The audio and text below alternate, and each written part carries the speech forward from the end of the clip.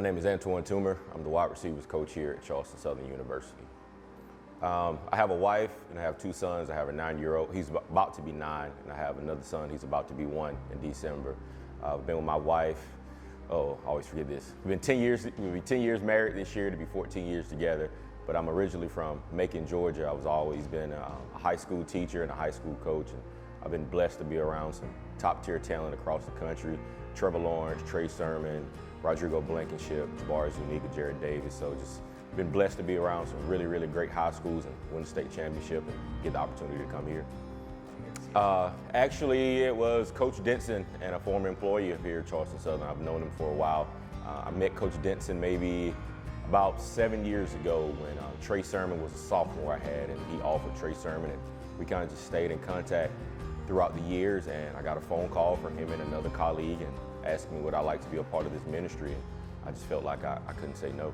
I think the ability to be able to talk about your religion. There are many cases and instances you can't talk about your religion and be open with it. Even at the high school level, a lot of times you can't do that. But the fact that this university is big on being able to talk about your religion and being able to speak to your kids about it, and when you recruit kids, talk about your ministry and have them be a part of it, I think that's unbelievable.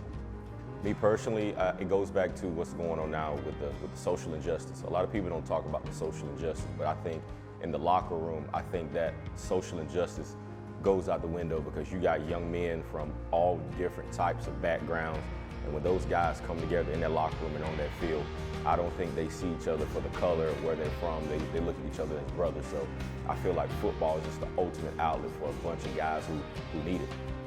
Me personally, being a former educator, I look for GPAs. That's my first and foremost, my core GPAs. I really like wide receivers with a 3.0 GPA or higher, who take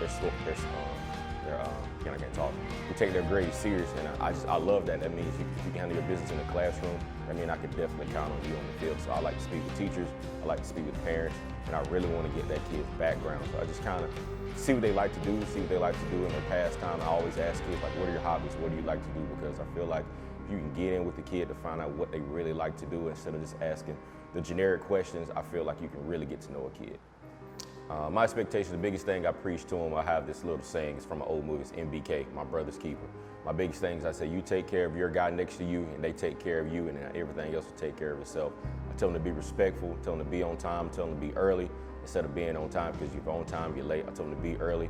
Just be a model citizen in everything you do. Hold each other to a standard. The little things count. That's the biggest thing I tell them as well. The little things count. So the little things build up to the big things. So without the little things, we can't get to the big things. So my basic thing is just accountability and just holding each other accountable, because I tell them, if you're not successful, I'm not successful. If I'm not successful, you're not successful. So I tell them we're just a reflection of each other, so let's take care of each other. The biggest thing I do, I don't curse at my kids. I don't use profanity at my kids. I don't belittle them. I don't yell at them. I tell my kids, I said, I'm different. I said, if I yell, I'm excited. I said, if I talk, then you have to be words. So I just feel like you don't have to belittle a person or downplay a person just to get them to play for you, because a lot of kids don't learn like that. In this day and age, you have to know your players and approach them in many different ways. The biggest thing is maturation. Maturation is just like seeing my sons grow.